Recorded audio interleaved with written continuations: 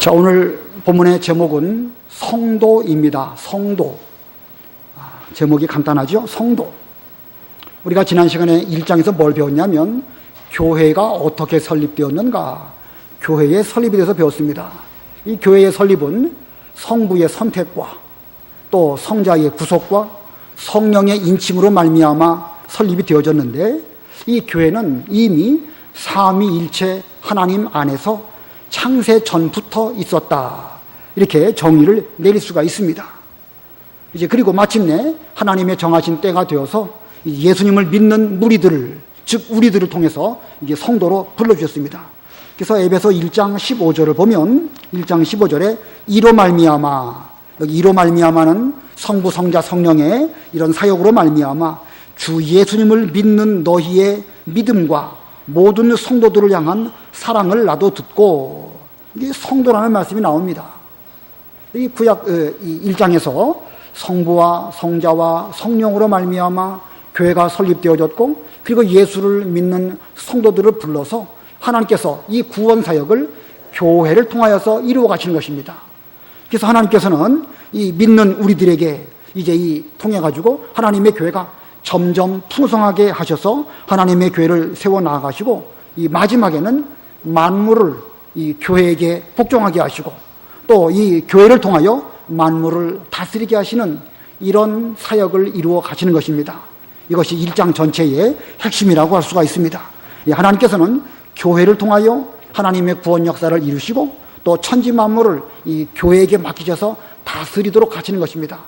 지금 현재는 복음이 이제 땅끝까지 이루어져 가는 이런 과정 가운데 있지만, 이제 예수님이 재림하시고 우리 성도로 말미암아 천하 모든 것들을 다 통일하시고 이것들을 다 다스리게 하시는 그런 때가 반드시 오게 될 것이고, 그때가 되면 여러분들은 성도로서 우리의 준비된 그릇대로 각각에게 고울을 맡겨 왕처럼 다스리게 될 것입니다. 그래서 그때는 우리는 왕 같은 제사장이 되는 것입니다. 오늘 이 2장에서는 이 사람 입장에서 성도의 편에서 이 성도인 우리는 어떤 자들인가라는 것을 2장에서 말씀하고 있습니다. 그리고 2장 1절부터 오늘 10절까지는 우리 성도는 한 사람 한 사람이 어떤 사람인가, 바로 이 성도가 교회죠. 우리가 바로 교회입니다. 자, 한 사람 한 사람이 교회인데 여기 11절 이후부터는 성도와 성도가 그리스도로 말미암아 서로 연합하였다.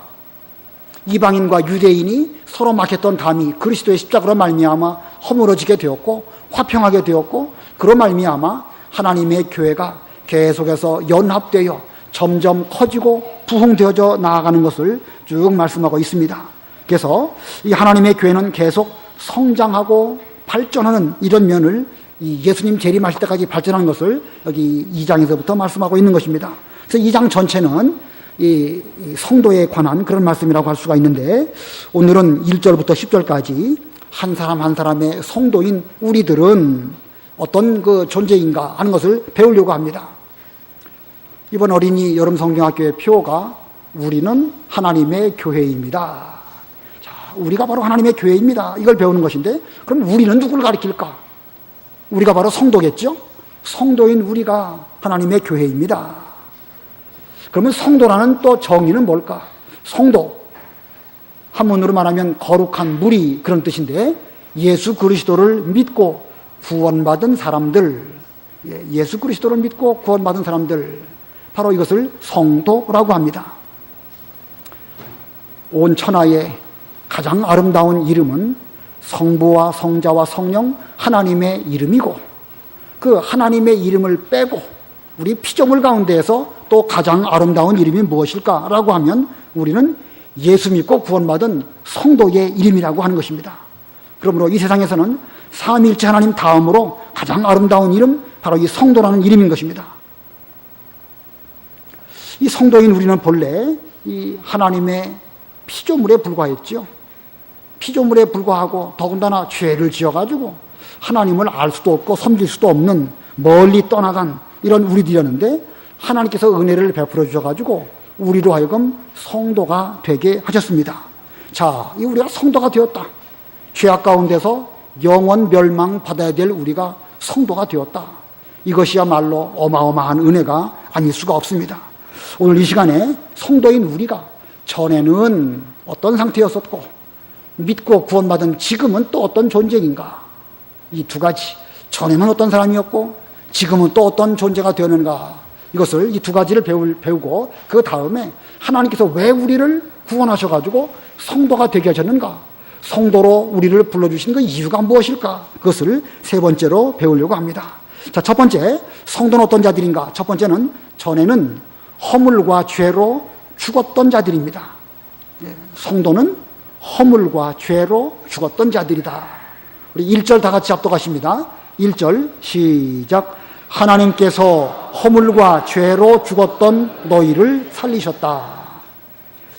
여기 2절, 3절 보면 그때는 이런 그때란 말이 쭉 나옵니다.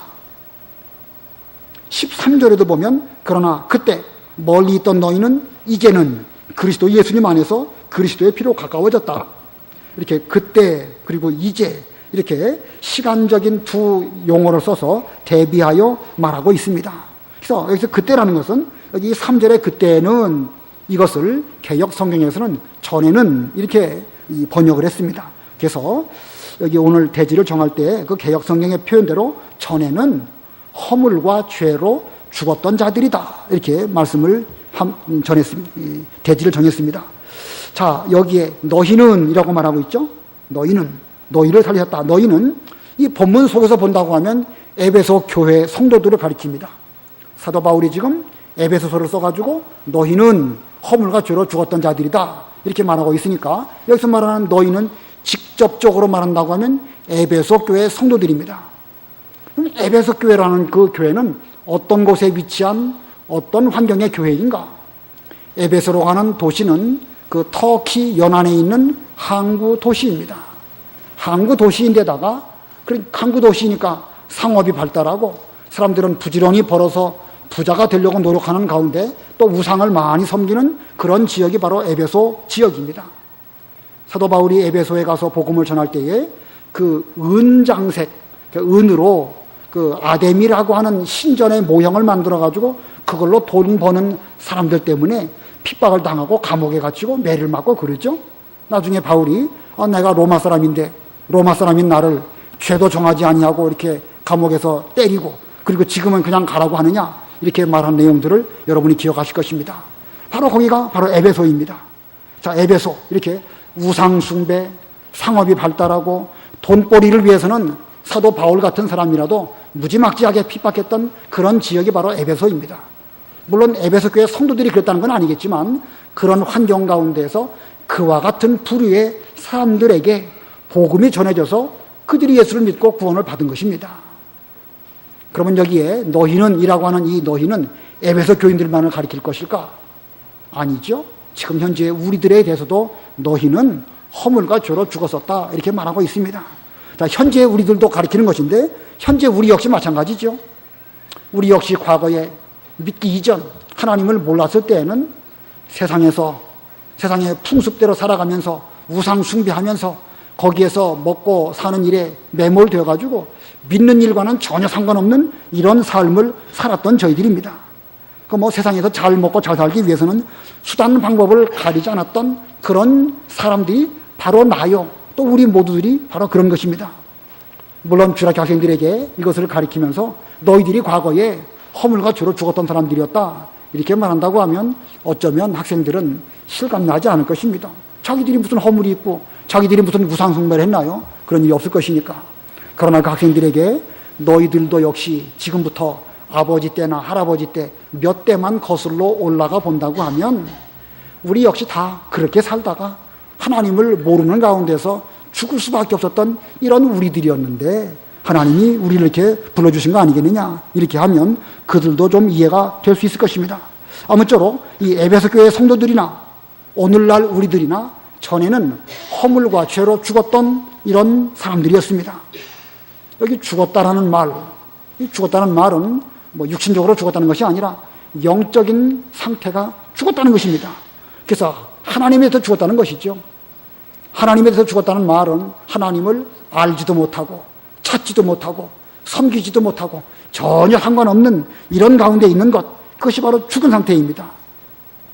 우리 천하의 모든 인간은 아담의 죄를 유전받아서 이제 그 죄값으로 말미암아 하나님께로부터 쫓겨남을 당했고 또 하나님을 스스로 알 수도 없는 이런 상태가 되었습니다. 그래서 이 죄와 허물로 죽었다는 게 그런 뜻인데, 죄는 무엇이고 허물은 무엇이죠? 죄는 하나님의 명령을 순종하지 못하는 것이나 순종해도 부족한 것, 이 죄의 정의죠. 그럼 또 허물은 무엇일까? 허물이라는 것은 이것이 죄다라고 딱 단정 짓기는 어렵지만 죄의 성향, 본질적으로 죄 지을 가능성을 갖고 있는 그 성품, 이런 것들이 허물입니다. 예를 든다고 하면 급한 성격, 급한 성격이 나쁜 건 아니죠. 그렇다고 느릿느릿한 성격은 그럼 선한 것인가? 그건 역시도 또 문제가 있을 수 있죠. 아무튼 우리 사람들에게는 어떤 이 죄 지을 가능성 있는 그런 성격들이 있습니다. 급한 거라든가, 또는 학생들의 경우는 짜증을 많이 내는 것이라든가, 아니면 이렇게 시간이나 물질이나 이런 것들을 요긴하게 적절하게 쓰지 못하고 낭비하는 것이라든가, 이런 여러 가지 성향들, 돈을 많이 썼다. 죄라고 말할 수는 없겠죠. 그러나 분명 그것은 죄 지을 가능성이 있고 그의 인생이 망가질 수 있는 가능성이 있기 때문에 그런 것을 우리가 허물이라고 하는 것입니다. 그래서 우리는 한번 스스로를 살펴봐야 되겠고, 죄와 허물이 뭔가 내게 대해서, 그리고 학생들에 대해서도 너희들에게 있는 죄와 허물이 무엇인지 한번 잘 일깨워 줘야 되겠습니다. 우리는 이렇게 죄와 허물로 죽었는데, 만일 우리에게 하나님께서 선지자를 보내주시고 또 훌륭한 하나님의 종들을 보내주시고 아니면 우리 가운데 전도하는 어떤 사람을 보내주시지 않았다고 하면 우리는 그러한 죄와 허물 가운데서 살다가 그리고 마지막에 죽을 수밖에 없었을 것입니다. 근데 하나님께서는 우리를 이렇게 위해서 하나님의 사람들을 보내주셔서 우리를 믿게 해주셨습니다. 자, 2절 3절 다 같이 합독하시겠습니다. 2절 3절 시작. 그때 너희가 이 세상의 풍조를 따라 죄 가운데 행하고 공중의 권세 잡은 자를 따라 행하였으니 그는 곧 지금 불순종의 아들들 가운데서 활동하는 영이다. 그때에는 우리도 다 그들 가운데 속하여 육체와 마음이 원하는 것들을 행하여 우리 육체의 욕망 가운데서 살았고 그들과 같이 본질상 진노의 자녀들이었으나. 자, 우리가 그때에 전에 허물과 죄로 죽었던 그때에는 어떻게 살았는가? 예수님은, 하나님을 알기 이전에는 우리가 어떻게 살았는가? 여기 2절 3절에 보면 세 가지로 말하고 있습니다. 그 중에 첫 번째는 세상의 풍조를 따라 죄 가운데 행했다. 아니, 세상의 풍조를 따라서 죄 가운데 행했다. 이 본성대로 사는 거예요. 죄악 가운데서 이 세상 사람들 살아가는 대로 본성대로 사는 거. 그러다 보면 하나님을 모르기 때문에 그런 짐승과 다를 바 없는 그런 존재였습니다. 자, 첫 번째는 세상의 풍조를 따라 죄 가운데 행하고, 두 번째는 공중의 권세 잡은 자를 따라 행했다. 공중의 권세 잡은 자. 여러분은 누구를 가리키는지 다 아시죠? 사탄을 가리키는 것입니다. 사탄을 성경에서는 공중의 권세 잡은 자라 이렇게 말하고 있습니다. 그 뒤에 그렇게 설명하고 있죠. 그는 곧 지금 불순종의 아들들 가운데 활동하는 영, 사탄이죠. 불순종의 아들들 가운데서 역사하는 이 사탄이 있는데, 사탄이 이 공중의 권세 잡은 자입니다. 근데 그 공중의 권세 잡은 사탄을 따라서 살았던 것이 바로 우리들인데, 전에 우리의 모습이 그렇다는 것입니다. 근데 왜 사탄을 두고 공중의 권세 잡은 자라 이렇게 말할까요? 이 공중이라는 것은 이 대기권 공중, 공기 속, 여기를 말하는 것이 아니고 영적인 세계, 눈에 보이지 않는 그런 차원의 그 권세를 잡고 사람으로 하여금 죄 짓게 하는 그런 존재가 바로 사탄인데, 그 사탄을 표현할 때 공중에 권세 잡은 자라 이렇게 말하고 있습니다. 그러므로 여기 공중은 이런 그 공간적인 공중을 말하는 것이 아니고 눈에 보이지 않는 인간들의 영적 세계를 장악하고 있는 사탄으로 말미암아 우리가 죄 가운데에서 살았던 우리들이었다. 그 다음에 전에 우리는 어떤 사람이었는가? 세 번째로 말하면 그 3절에 이 육체와 마음이 원하는 것을 행하던 그런 우리라고 했습니다. 육체와 마음이 원하는 것을 행하여 우리의 육체의 욕망 가운데서 살았고 그들과 같이, 이 불순종의 아들들과 같이 본질상 진노의 자녀들이었다. 자, 이 얼마나 형편이 없습니까? 우리가 바로 전에 그랬던 사람들이에요. 세상의 풍조를 따라 살았고, 공중에 고뇌 잡은 사탄을 따라서 살았고, 육체대로 마음이 원하는 대로 살았던 이런 우리들이었었는데, 자, 이런 우리들에게는 구원받을 만한 어떤 요소가 조금도 없어요. 풍조대로 사는데 거기에 무슨 구원받을 가능성이 있겠습니까? 사탄 마귀가 원하는 대로 살았으니 우리에게 무슨 구원받을 가능성이 조금이라도 있었겠습니까? 우리 모두는 본질상 하나님의 진노를 받을 수밖에 없는 그런 우리들이었습니다. 그러므로 전에는 우리 속에 전혀 구원받을 가능성이 조금도 없는 1%도 없는 이런 우리였습니다. 여기에 전에 우리 속에 조금 더 선한 것이 없다. 우리는 전에, 믿기 이전에 우리 속에는 조금 더 선한 것이 없다. 여기서 말하는 선이라는 것은 하나님을 알아가지고 하나님께 구원을 받을 만한 가능성을 말하는 것입니다. 천하 모든 인간에게는요, 이 구원받을 가능성이 조금도 없습니다. 수천 년, 수많은 사람들이 얼마나 많이 지혜를 짜내고 연구하고 고행을 하고 도를 닦고 얼마나 많은 학문을 이루었습니까? 그러나 모든 인간 가운데에서 한 사람도 스스로 구원받을 사람은 하나도 없는 것입니다. 그러니까 우리에게는 조금 더 선한 것이 없고 조금 더 스스로 구원받을 수 있는 그런 가능성은 0% 불가능한 것입니다. 이러한 인간의 상태를 우리 장로교의 요긴한 교리에서는 뭐라고 말하냐면 전적 타락, 전적 타락이라고 말하는 것입니다. 전적 타락. 중요한 개념이니까 여러분도 다 그 전적 타락의 개념을 확실히 이해하시고 학생들에게 잘 가르쳐야 될 것입니다. 자, 우리 학생들에게도 그렇고 우리도 그렇고 이 시간 나는 어떤 죄와 허물이 있는지 한번 생각해 보시기 바랍니다. 학생들에게도 좀 그걸 좀 잘 가르쳐 줘야 됩니다. 혹시 학생들에게 놀기만 좋아하는 그런 허물이 있다. 그 놀기만 좋아하는 게 죄는 아니에요. 근데 만약에 일생을 그렇게만 산다고 하면 과연 앞으로의 장래가 어떤 사람이 될 것인가? 물론 잘 노는 것도 학생들에게 필요합니다.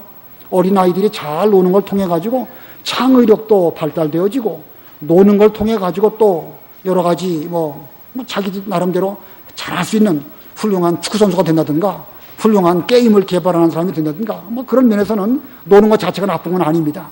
그러나 그것이 좋은 의미가 아니고 허물적인 면으로 놀기만 좋아한다고 하면 아마 그의 인생은 망가지는 인생, 50대, 60대가 되어서도 참 자랑할 것이 아무것도 없는 그런 상태가 될 것입니다. 아마 학생들 중에는요, 술 먹고 싶은 호기심, 담배 피고 싶은 그런 호기심, 그런 거 있는 사람도 있을 거예요. 지금 아직은 죄를 지은 상태는 아니죠. 초등학생이 무슨 술, 담배 하진 않았을지 모르겠지만 요즘에는 5, 6학년만 돼도 술, 담배 한다고 그러더라고요.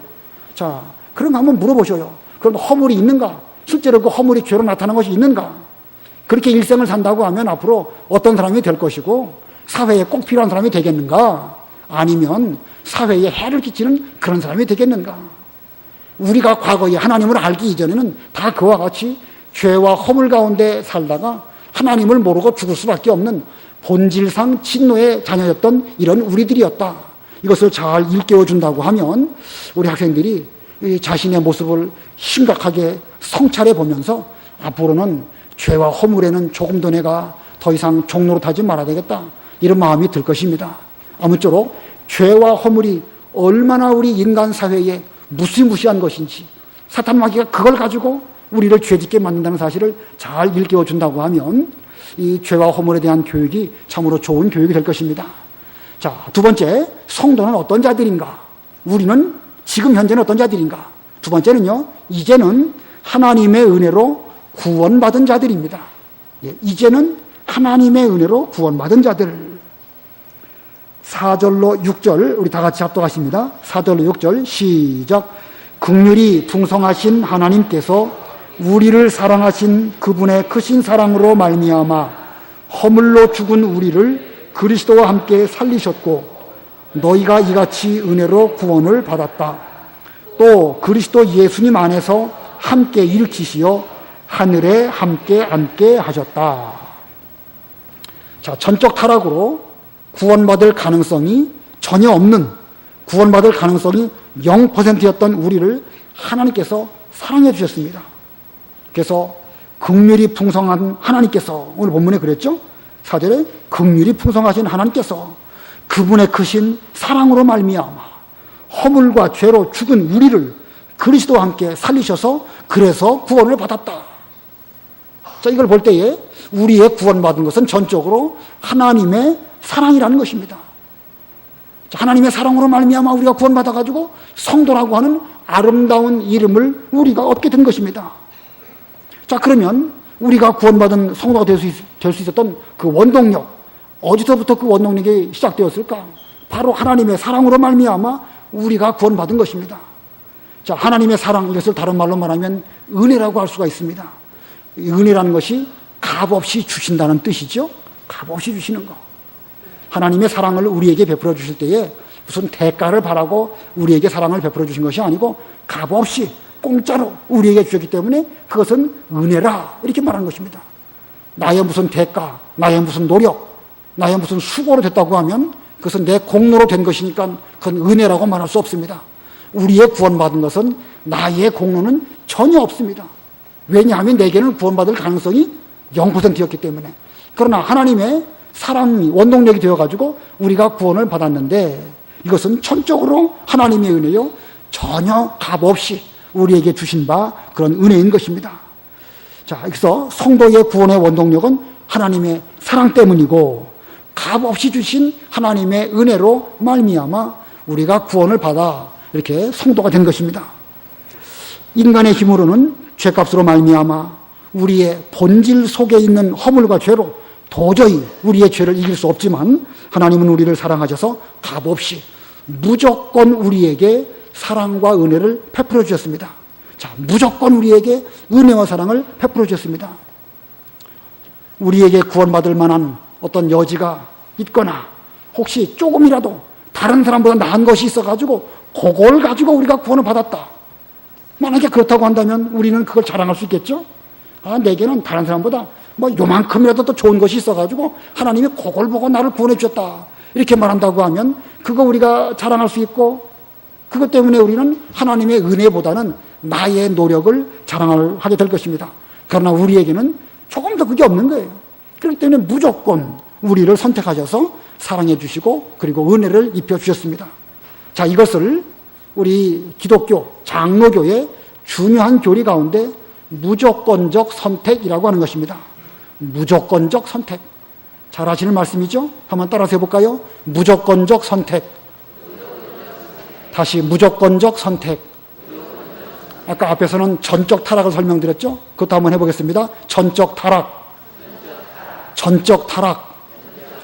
자, 우리 학생들에게 이걸 한번 따라서 하도록 하는 것이 중요해요. 여러분도 그래요. 우리가 잘 모르는 어떤 개념이나 어떤 그런 면에 대해서 한번 입으로 말해보는 것하고 그냥 속으로 우리가 웅얼웅얼 하는 것하고는 차원이 많이 다릅니다. 이 전적 타락 그리고 무조건적 선택, 이것을 우리 학생들에게 확실하게 심어주는 이번 공부가 되어야 되겠습니다. 자, 그런데 이 하나님의 은혜로 무조건 선택을 받은 우리 성도들의 상태는 어떤 상태가 되었을까? 옛날에는 우리는 죄와 허물로 말미암아 세상의 풍조대로 살고 공중의 권위 잡은 사탄을 따라서 우리가 살았고 그리고 육체의 그 허물과 죄로 말미암아 육체의 욕망 가운데 살았던 이런 우리들이었는데 이제 하나님께서 무조건적 선택으로 구원을 받았는데 그러면 지금 우리는 어떤 상태가 되었는가? 오늘 본문을 잘 보면 세 가지를 말씀하고 있습니다. 4절을 보면 긍휼이 풍성하신 하나님께서 우리를 사랑하신 그분의 크신 사랑으로 말미암아 5절에 허물로 죽은 우리를 그리스도와 함께 살리셨고, 자, 어떤 상태가 되었는가?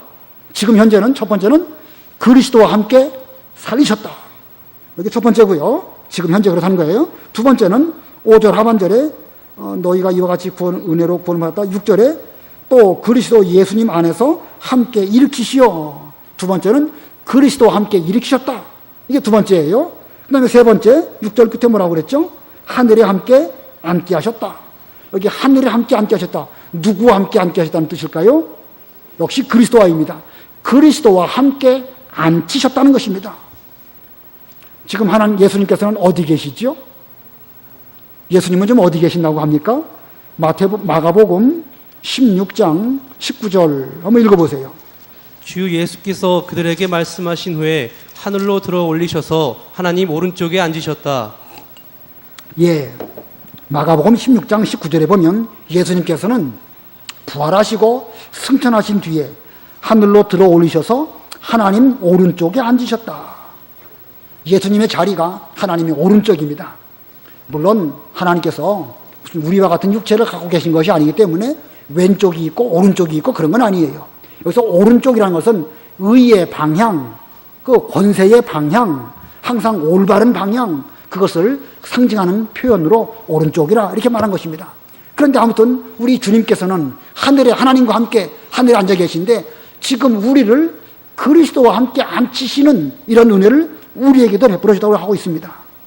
자, 지금 현재 우리가 이렇게 이 하나님의 은혜로 구원을 받았는데 구원받은 우리의 현재 상태 세 가지 말했죠. 그리스도와 함께 살리셨고 그리스도와 함께 일으키셨고 그리스도와 함께 하셨다. 자, 이 중요한 말씀입니다. 과거에 우리는 세상의 풍조를 따라 살았고 공중에 권세 잡은 자의 그 종이 되어봤고 그리고 육체와 마음이 원하는 것을 행하는 이런 우리들이었는데 지금은 그리스도와 함께 살리셨고 그리스도와 함께 일으키셨고 그리스도와 함께 앉히시는 이런 은혜를 우리가 입게 된 것입니다.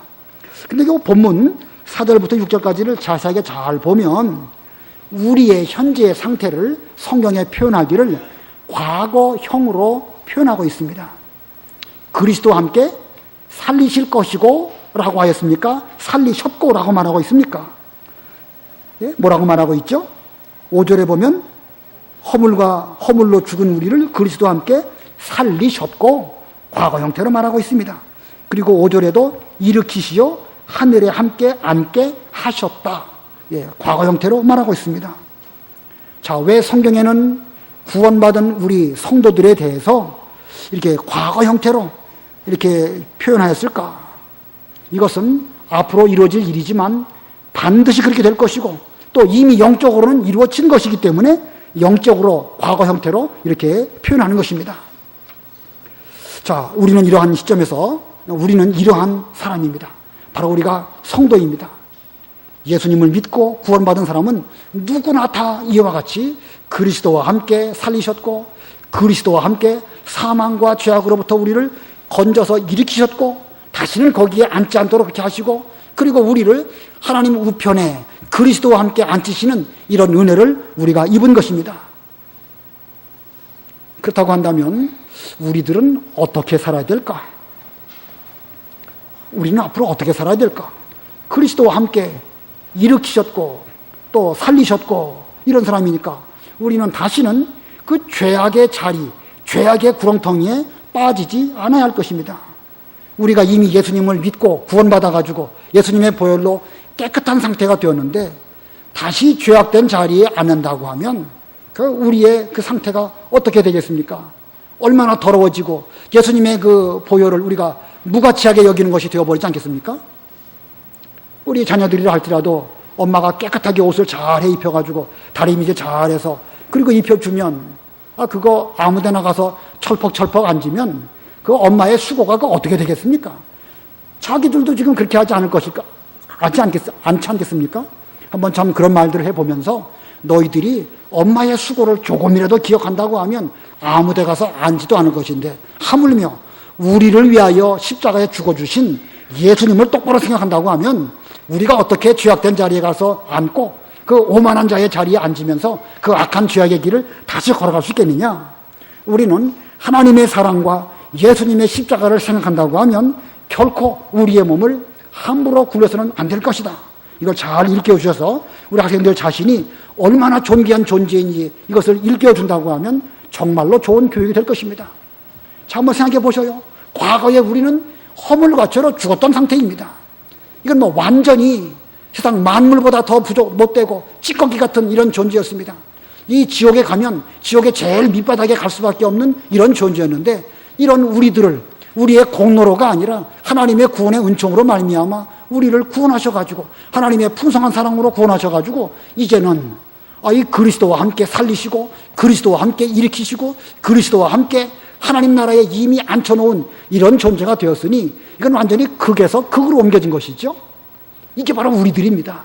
그게 바로 우리 학생들이고 저와 여러분들인 것입니다. 이게 뭐 생각만 해도요, 세상에 이런 복이 어디 있고 이런 은혜와 감사가 도무지 어디 있겠습니까? 이건 그 어떤 것과도 바꿀 수 없는 참으로 신기하고 놀라운 은혜와 복을 바로 성도된 우리들이 받은 것입니다. 그러므로 우리는 참으로 놀라운 은혜를 받은 하나님의 성도라라는 것을 마음판에 새기고 다시는 죄를 짓지 않는 이런 우리가 되어야 될 것입니다. 제가 두 가지 설명드렸습니다. 우리가 전에는 허물과 죄로 죽었던 자들이다. 이것을 한마디로 뭐라고 그래요? 전적 타락. 이제는 하나님의 은혜로 구원받은 자들. 이것을 뭐라고 그래요? 무조건적 사랑. 하나님의 사랑으로 은혜로 구원받은 그런 우리들입니다. 자, 전에는 그리고 이제는 이걸 잘 생각해 보면서 우리가 바로 전에는 형편없는 이런 사람이었는데 지금은 참으로 존귀한 하나님의 아들이 되었고 이미 예수님과 함께 하늘나라에 앉혀진 이런 존재가 되었다. 이걸 생각해 보면서 우리는 이런 양면을 좀 잘 생각해 봐야 됩니다. 한편으로는 우리가 과거에 얼마나 형편없는 자였는가 이걸 기억한다고 하면 우리는 하나님의 놀라운 은혜와 사랑을 정말로 기억하고 일생 그 사랑에 보답하는 이런 삶을 살아야 될 것이고 또 현재 우리가 구원받은 이런 얼마나 존귀한 자인가 이걸 또한 잘 생각한다고 하면 우리는 세상에서 다시는 죄악된 길을 가서는 안 되는 이런 자인 것을 확실히 깨닫게 될 것입니다. 그 다음에 세 번째 대지로 하나님께서 이렇게 우리를 전에는 허물과 죄로 죽었던 우리들을 지금은 하나님께서 구원하셔가지고 하나님의 성도로 삼아주셨는데 우리를 구원하신 이런 이유가 어디 있을까? 무슨 목적으로 우리를 구원하셨을까? 이거 한번 생각해 봐야 되겠습니다. 자, 하나님께 세 번째 그래서 우리를 구원하신 이유 이것이 세 번째 대지입니다. 전적 타락한 우리를 무조건적으로 선택하셔서 성도가 되게 하신 이유가 어디 있을까? 오늘 7절로 10절 한 절 한 절마다 그 한 가지씩 이유가 있는데 그 네 가지 말씀드리고 마치겠습니다. 먼저 7절에 보면 하나님의 은혜가 풍성함을 나타내시려고 우리를 구원하신 것입니다. 하나님의 은혜가 풍성함을 나타내시려고 7절 다 같이 합독하십니다. 시작. 이는 그리스도 예수님 안에서 우리에게 친절하심으로써 그분의 은혜가 지극히 풍성함을 오는 여러 세대에 나타내시려는 것이다. 자, 하나님의 은혜가 지극히 풍성한 것. 아무리 험악한 죄인이라도 하나님의 사랑 안에서는 감당치 못할 죄가 없는 것입니다. 그러므로 아무리 흉악한 죄인 괴수라 할지라도 예수님을 믿는다고 하면 그는 이미 믿음 안에서 하나님의 성도가 된 것이고 하나님의 아들이 된 것이고 하나님 보좌에 함께 앉는 이런 은혜를 입게 된 것입니다. 우리 인간 역사가 오래되었지요. 역사 가운데 얼마나 많은 철학자, 훌륭한 위인들, 성인들이 있습니까? 그러나 그들은 그 어느 누구도 스스로의 노력으로 스스로 구원받은 사람이 한 사람도 없습니다. 그런데 하나님께서 이 풍성한 사랑을 예수 그리스도로 말미암아 우리에게 나타내 주시고 우리를 먼저 구원받은 하나님의 사람으로 택하여 주셨고 이제 앞으로 오는 여러 세대에 이것들을 나타내시려고 하였다고 그랬습니다. 우리에게도 나타내 주셨고 앞으로 또 오는 세대에게도 나타나게 하시려고 하나님은 지금도 풍성한 사랑을 우리에게 나타내 주십니다. 오는 여러 세대. 자, 이게 중요한 의미를 갖고 있죠. 학생들에게도 이걸 잘 가르쳐야 됩니다. 여러 선생님들이 무슨 어떤 보상을 바라고 학생들에게 수고 많이 하고 이 주일날은 말할 것도 없고 여름 성령학교 때 와서 가르치는가. 우리 선생님들 모두가 교회에서 무슨 월급 주는 것도 아니고 잘했다고 상 주는 것도 하나도 없지요. 1년 내내 가야 상 주는 게 있나요? 그래도 이 일을 하는 이유는 우리 선생님들께서 하나님에게 받은 이 풍성한 은혜를 좀 나타내서 오는 여러 세대인 우리 학생들에게 이걸 좀 심어주기 위해서 내가 이렇게 수고하고 있지 않겠느냐. 이렇게 말해준다고 하면 아마 학생들도 여러 선생님들을 바라보는 그 시각이 달라지게 될 것입니다. 우리가 학교에서나 학원에서 가르치는 선생님들은 그저 적어도 뭐 월급이라도 받고 있지 않습니까? 그러나 주일학교 선생님들은 이거 뭐 월급은 고사하고 사실은 이거 선생님들 하시려면은요 얼마나 많이 자기 주머니에서 돈도 나가고 물질도 나가고 시간도 빼앗기고 뭐 이런 기회 좀 가르쳐 주실 필요가 있어요. 뭐 한번 내가 이렇게 수고했다 이렇게 드러내기 위한 것이 아니고 이 의미 오는 여러 세대에게 하나님의 풍성하신 긍휼을 나타내는 이 목적으로 하나님이 이렇게 우리에게 이 은혜를 베풀어 줬으니까 선생님도 그것을 위해서 지금 너희들에게 이렇게 가르쳐 주고 있지 않느냐 일깨워 준다고 하면 학생들도 우리 선생님들에 대해서 좀 더 존경하는 마음이 들어가게 될 것입니다. 자, 두 번째, 우리를 구원하신 이후의 두 번째는 믿음은 하나님의 선물임을 알게 하시려고. 본문 8절 다 같이 합독하십니다. 시작. 너희가 믿음을 통하여 은혜로 구원을 받았으니 이것은 너희에게서 나온 것이 아니라 하나님의 선물이다. 믿음을 통하여 은혜로. 자, 믿음을 통하여 은혜로 구원을 받았다. 그런데 이것은 우리에게로부터 나온 것이 아니고 하나님의 선물이다. 자, 믿음이라는 것은 나의 노력, 공로, 수고가 아닙니다. 일이 아니에요. 믿음은 하나님께서 우리에게 은혜를 값없이 주시기 위한 통로로 믿음을 선물로 주신 거예요. 그러니까 이 믿었다, 내가 힘줘서 믿는다. 우리는 표현하다 보면 그런 말을 종종 씁니다. 믿으려고 노력을 한다. 이렇게 말하면 마치 나의 능력, 노력처럼 보여지지만 그건 아닙니다. 기독교의 올바른 이 교리는 믿음은 우리 인간의 수고와 노력이 아니고 하나님께서 우리에게 은혜를 주시기 위한 통로로 먼저 믿음을 선물로 주시고 그 선물인 믿음을 통해서 우리에게 구원의 은총을 입혀주시는 것입니다. 그러므로 믿음은 하나님의 선물이다. 자, 이게 중요한 의미가 있죠. 이미 다 아시는 것이지만 학생들에게 이 개념을 제대로 심어줘야 되는 거예요. 제대로 심어줘야 하나님의 은혜가 은혜다운 것입니다. 이걸 모르면 우리가 학생들이 교회에 나와주는 것이 무슨 큰 수고나 많이 하는 것이냐, 자기들이 교회 오면 교회에서 마치 잘 대접해 줘야 되고 선물도 줘야 되고 여름 성경학교 때 무슨 뭐 여러 가지 행사를 잘 해가지고 자기들을 먹여줘야 되고 이런 옳지 못한 그 개념, 이거를 이 성경 말씀을 통해서 잘 가르쳐줘야 학생들이 올바른 말씀을 제대로 깨달을 것입니다. 사람이 어떤 다른 사람에게 사랑을 얻기 위해서 무슨 뭐 돈으로 사람의 사랑을 산다. 그거 있을 수 없는 일이죠. 사람과 사람 사이에도 사랑을 돈으로 산다 그러면 그건 옳지 못한 사랑입니다. 심지어 하나님의 사랑을 돈으로 살라고 한다면 그 사람은 비웃음을 받을 것이다. 아가서 8장 7절에 있는 말씀입니다. 하나님의 사랑을 우리가 만약에 돈으로 얻어보려고 한다. 그 사람은 비웃음을 받을 것입니다. 다시 말하면 불가능하다는 것이죠. 우리가 하나님의 사랑을 받은 것은 인간의 노력으로 혹은 공로로 돈으로 수고로 뭐 고행을 많이 하고 노력을 많이 들여서 되는 것이 아니고 전적으로 하나님의 선물로 인하여 우리에게 이런 은혜를 입혀주신 것입니다. 자, 이런 하나님의 선물인 것을 알게 해주시려고 하나님께서 우리에게 구원을 베풀어 주셨습니다. 세 번째 이유는 자랑하지 못하게 하시려고. 본문 9절에 행위에서 나온 것이 아니니 우리의 구원은 인간의 행위에서 나온 것이 아니니 이는 누구도 자랑치 못하게 하려는 것이다. 자, 우리의 구원은 내 행위에서 된 것이 아닙니다. 내 수고는 1%도 없고 전적 타락한 우리는 아무것도 우리의 구원에 기여한 바가 없습니다. 그러므로 우리가 구원받긴 받았지만 내 구원에 대해서는 자랑할 것이 하나도 없습니다.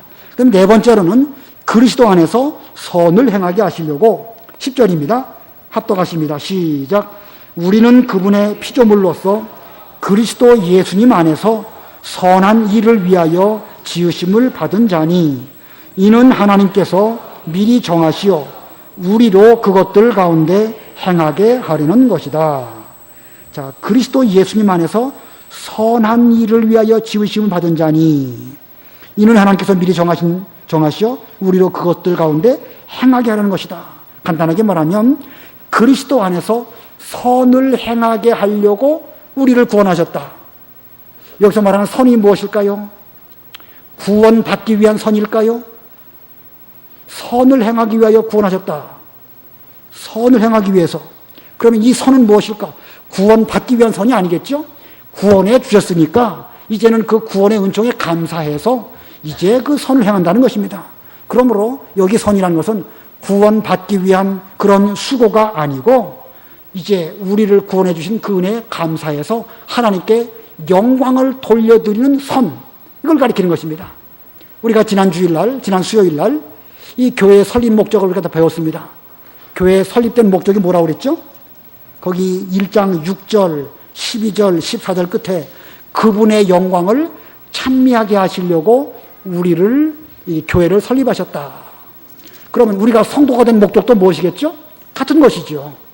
우리가 하나님으로 말미암아 성도가 된 것은 우리로 하여금 하나님의 영광을 찬미하게 하시려고 하나님이 우리를 성도로 구원해 주신 것입니다. 이것이 선입니다. 구원받기 위한 것이 선이 아니고 이미 우리에게 구원을 베풀어 주셨으니까 이제 구원받은 성도답게 살면서 하나님께 영광을 돌려드리는 것, 이것이 앞으로 우리가 해야 될 선인 것입니다. 자, 우리가 구원받은 이유 4가지 말씀드렸어요. 여기 7절부터 10절까지 한 절씩 다 속에 있는데, 하나님의 은혜가 풍성함을 나타내시려고, 두 번째는 믿음은 하나님의 선물인 것을 알게 하시려고, 세 번째는 뭐 하지 못하게 하려고요? 자랑하지 못하게 하려고, 네 번째는 그리스도 안에서 무엇을 행하게 하시려고? 선을 행하게 하시려고. 자, 우리 본문의 내용도 뭐 한 10절밖에 안 되지만 내용이 많아요. 그런데 여름 성경학교 때 학생들에게 좀 노트 하나씩을 좀 준비하도록 해갖고 좀 기록하도록 하셔요. 제목을 말씀해 주시고 쓰게 하고, 첫 번째는 무엇, 두 번째는 무엇, 이렇게 쓰게 하시고, 어려운 내용들에도 아이들이 그걸 기록해 놓으면 나중에라도 계속 그렇게 반복해서 볼 수도 있고 질의응답을 잘 할 수 있을 것입니다. 이제 여름 성경학교 때 마지막 날에는 성경 퀴즈도 아마 합니까? 예, 성경 퀴즈 같은 거 할 때에 우리가 배운 것을 잘 이용해서 가르쳐주면 아이들이 의외로 잘합니다. 우리 어른들은 그냥 지나가면 잊어버리는데 계속 반복적으로 가르쳐주면은요, 학생들이, 물론 전혀 관심 없는 아이들은 뭐 떠들어라, 나는 안 듣는다 그러겠지만, 벌써 들을 기가 있는 아이들은요, 잘 듣습니다. 여러분들은 전적 타락, 무조건적 선택, 들으면 알지만 돌아서면 잊어버리시잖아요. 아이들은 그렇지 않습니다. 그래서 이 여름 성경학교 때 우리가 생각하기에는 좀 어려운 이런 기독교적인 그 교리라도 잘 가르쳐주면 이때 배운 것이 커서 또 한 번 듣게 되고 또 그 뒤에 듣게 되고, 그래서 이 신앙의 체계가 다져질 수 있는 그런 아주 중요한 계기가 되는 것입니다. 그러므로 이번에 좀 필기하는 것을 좀 우리 전사님도 가르쳐 주시고 선생님들께서도 좀 그걸 지도해 주시면 좋겠습니다. 그래서 그 필기도 잘하는 학생들이 또 있으면 또 그런 걸 보고 좀 이제 시상도 좀 하고 그러면 좋지 않을까 생각이 듭니다. 자, 기도하겠습니다.